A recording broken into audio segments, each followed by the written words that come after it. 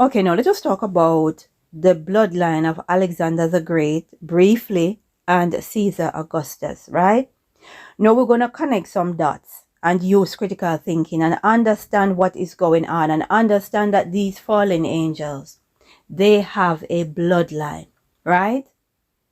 And that these fallen angels, they were having sex way before men.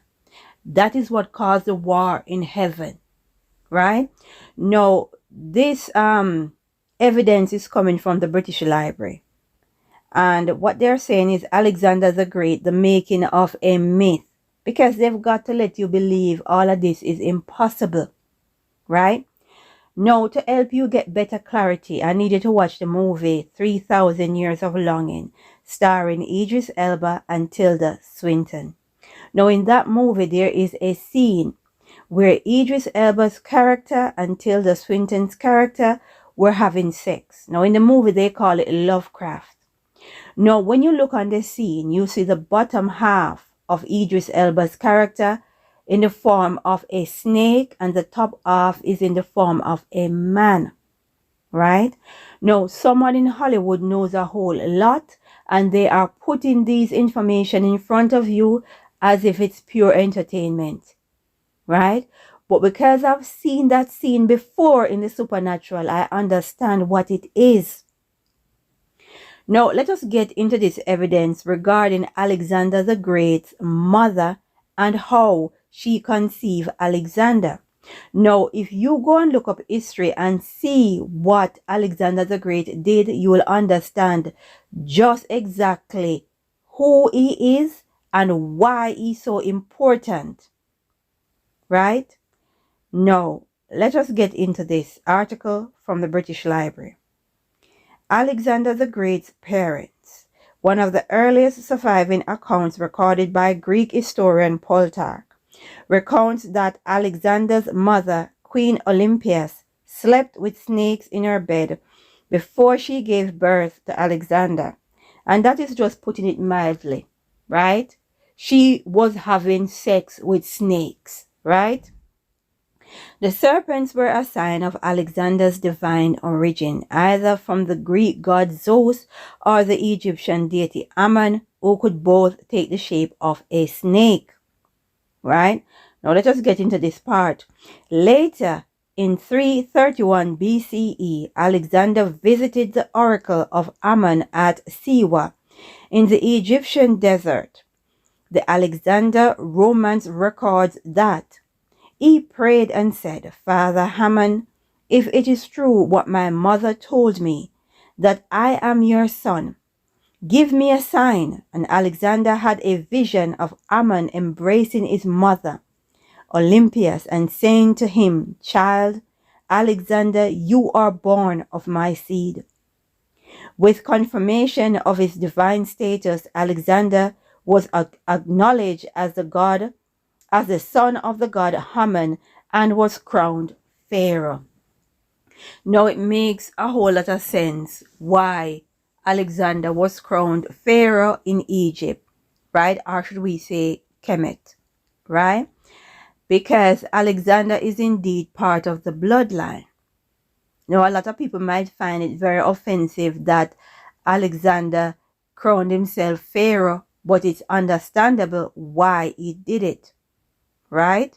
Now, let us get into Caesar Augustus' bloodline, because his mother, it is recorded, had relation with snakes.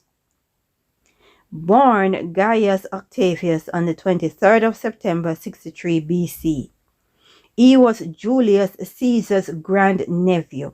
It was said that he was conceived when his mother Atia and a number of her married women friends attended a solemn ceremony at the temple of Apollo. She fell asleep on a couch and a snake glided up, entered her, and then slithered away. Again, when she awoke, she washed and purified herself, as she would after having sex with her husband.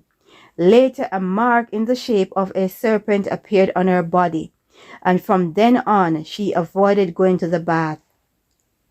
9 months after the snake incident, Atia gave birth to the future Augustus, known in his youth as Octavian, leading to the idea that he was descendant from Apollo. Now, understand what is happening here, right? Now, these fallen angels, they have a seed. And right here we have proof and evidence of a bloodline. Now, if these fallen ones have a bloodline, then the one they call Jesus, Yeshua, Yahushua, the Lion from the tribe of Judah, then he too has a bloodline that they are looking for.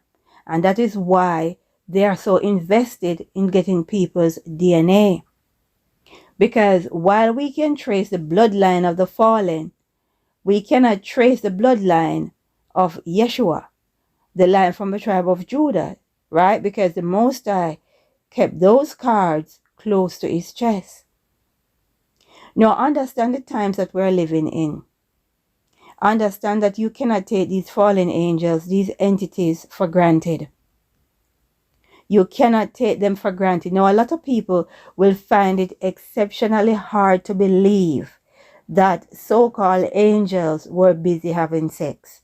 And they will find it even harder to believe that they were having sex in an animal shape, in an animal form.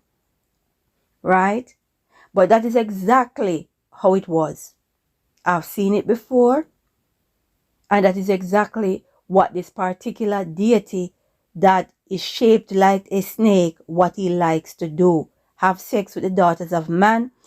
And the bottom half is in a snake form and the top half is in a man form.